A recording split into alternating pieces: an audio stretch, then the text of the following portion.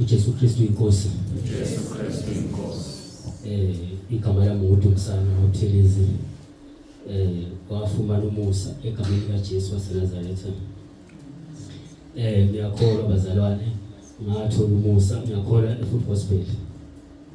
Asithembe la ngihlala khona. Bazalwane, uNkulunkulu wangivimbela kakhulu egameni kaJesu. Wangivimbela ngenhlupheko bazalwane, wangivimbela ngayo yonke indlela bazalwane njengoJobe. uJobe bazalwane wamela amathumbu umzimba wonke ukuthi uJesu akumlahlanga.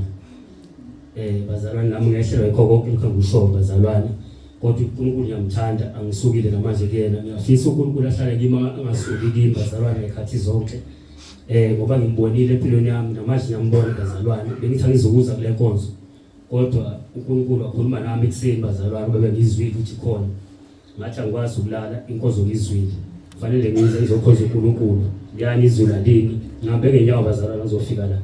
Ngale ngaduka ukuthi ngizofika kube ngihamba noNkulunkulu, yangihola egameni kaJesu. Ngifisa uNkulunkulu apha amandla ngikwazi ukuthi ngihlole umoya, ngoba umoya abaningi bazalwane umoya bakhona abadukisa abantu egameni kaJesu.